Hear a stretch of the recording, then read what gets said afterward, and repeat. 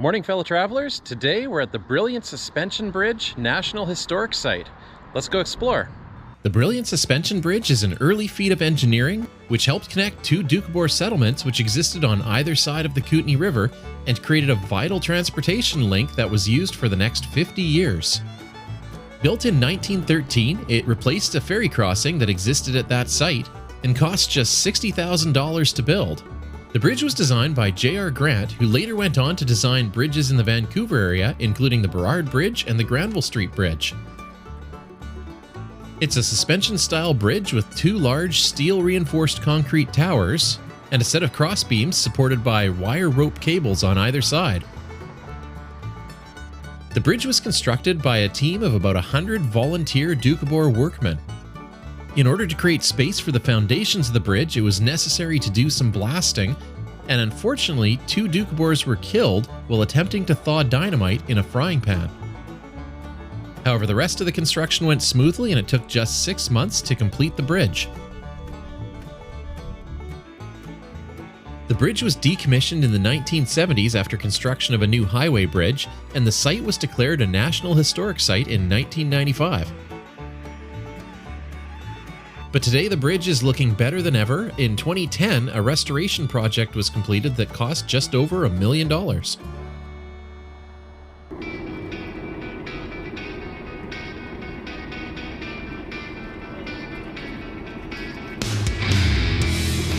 Day 5 of the road trip. This is the last day.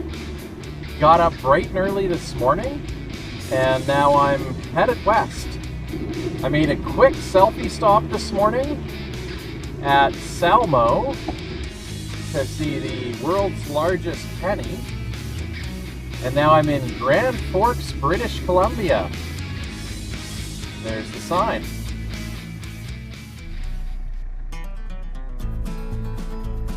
I'm at the Alpine Wildlife and Taxidermy Museum just outside of Grand Forks, British Columbia. The Alpine Taxidermy and Wildlife Museum highlights the collection of hunter and guide Marty Thomas. Marty has been hunting, guiding, and doing taxidermy for about 30 years and wanted to create the Wildlife Museum to allow visitors to see lifelike preserved species of many of the big and small game found throughout British Columbia. Marty is an expert hunting guide and taxidermist with a respect for nature, and he makes sure to use every part of the animals that he mounts. In 2015, he was awarded BC's top guide from the Guide Outfitters Association of British Columbia, and is often found guiding groups throughout British Columbia, Yukon, Nunavut, and the Northern Territories.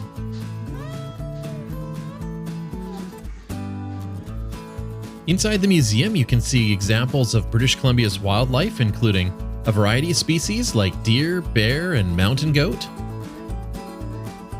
And I'm not much of a hunting enthusiast, but it is interesting to see some of the mounts and molds that are used in the taxidermy process. One of the showcases of the collection is this polar bear, which towers over guests at a height of over 9 feet tall.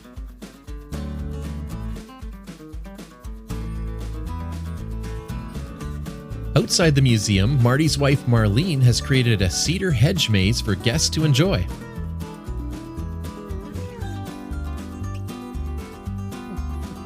The Thomas house enjoys putting on a haunted hedge maze during the Halloween season and a candy cane maze during Christmas.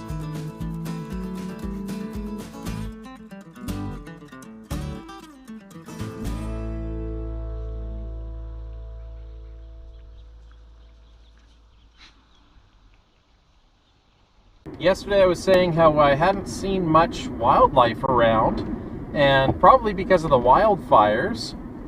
But yesterday I ended up seeing 8 deer, and this morning, of course, while I had my dash camera off, I saw 3 more deer and a bear. Very cool to see a bear that close.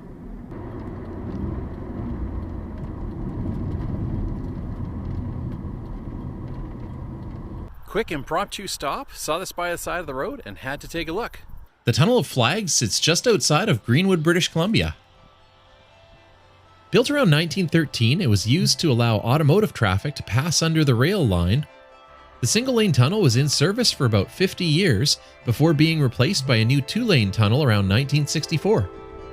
The old tunnel was filled up and forgotten, but was uncovered again in 1993 during construction. It was uncovered and left standing beside the freeway as a historic structure. But as historic and abandoned structures often do, it began to become a target for graffiti that was left by passers-by. The mayor of Greenwood decided to counteract this by having the tunnel painted with flags from all over the world. He turned this into a community initiative, and by the year 2000, the tunnel was decorated with flags from over 200 countries. But years later, those flags have begun to fade, and graffiti artists have slowly begun to take back the tunnel with their creative artwork.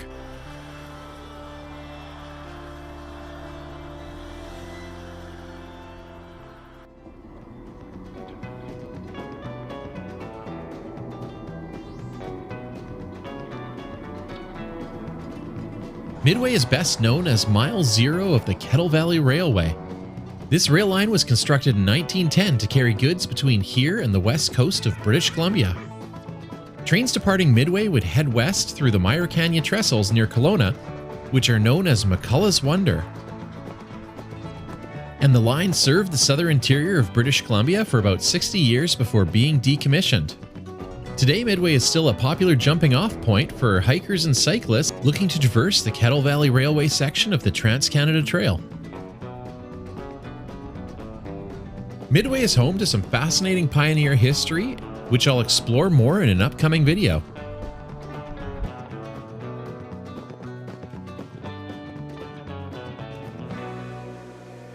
Now from Midway, I'm going to make a pretty straight shot home from Vancouver. It's about a 5-hour drive. Here we go.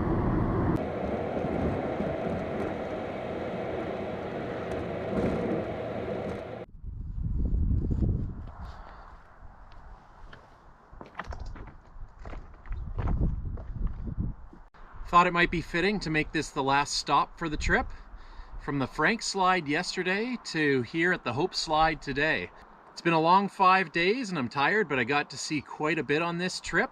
Can't wait to show it all to you in the videos. The trip wasn't without mishap.